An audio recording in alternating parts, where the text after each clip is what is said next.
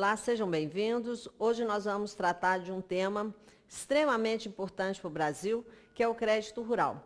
O crédito rural é importante não só hoje, mas principalmente nos primeiros tempos, né? Se a gente pegar, por exemplo, até o final da década de 20, o Brasil era um país essencialmente agrário e exportador, ou seja, a economia girava em torno da agricultura e pesadamente na produção de café. Então, o crédito rural tinha um papel muito importante, porque a área rural, a área agrícola, foi o carro-chefe da economia durante muito tempo. Até mais ou menos 1935, o grande peso do crédito rural era praticamente exclusividade do Banco do Brasil.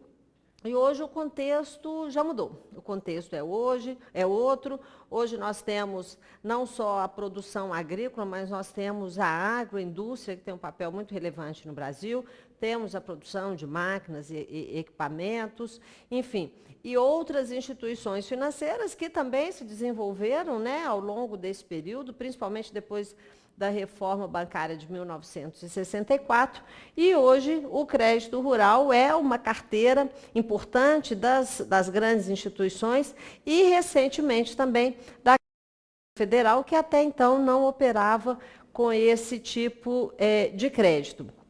Apesar da complexidade, né, das diversas carteiras de crédito rural, as questões na área de concursos relativos a crédito rural são muito específicas, muito objetivas. Então, como que nós vamos trabalhar esse assunto? Nós vamos trabalhar com os seguintes tópicos. Então, nós temos aqui o crédito rural. O que nos interessa saber? Primeiro, o que é? Então, vamos saber o que é o crédito rural. Então, o que é? Segundo, objetivos. Então, por que hoje é tão relevante o crédito rural? Por que tem tanto investimento? Por que tem tantas linhas? Quais são os principais objetivos? Terceiro, quais são os itens financiáveis? Então, o que nós podemos aqui incluir no crédito rural? É o crédito de custeio, é o crédito de investimento, é o crédito de comercialização, né? O custeio em que área? Então, é só na área agrícola ou é na área também de gado, enfim, né? Quais são aqui os itens financiáveis? Depois, nós precisamos saber quem são os eventuais ou os potenciais beneficiários desse crédito. Muitas questões falam assim, é só a pessoa física, é só a cooperativa, né? A pessoa jurídica também pode ser beneficiária do crédito rural. Então, nós precisamos saber quem são esses beneficiários. Outro, quais são as exigências. Então, eu sou beneficiário de acordo com a legislação, quero pegar um crédito rural. Tá bom, o que a instituição financeira vai me exigir? Ok? Então, isso entra aqui.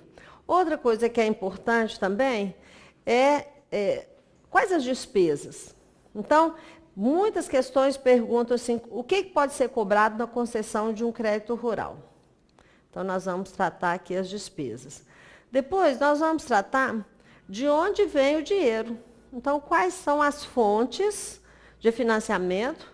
E vamos ver aqui quais são os juros, quais são as taxas que são cobradas de acordo com cada fonte de recurso. Recurso controlado, recurso não controlado.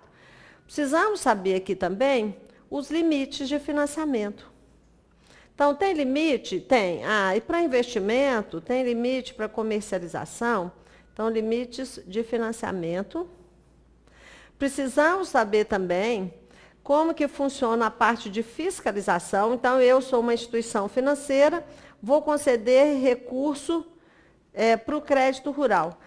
Preciso fiscalizar a utilização desse recurso? Esse recurso é um recurso direcionado para a aquisição de uma máquina, para fazer um investimento, por exemplo, ou para comercialização, para custeio da produção. Preciso fiscalizar, tem prazo, tem época, né? Isso é muito cobrado também. E, por último, aqui, a formalização desse crédito, que é também um assunto que é muito cobrado. Então, na formalização, nós vamos ver como que se formaliza, quais as possibilidades.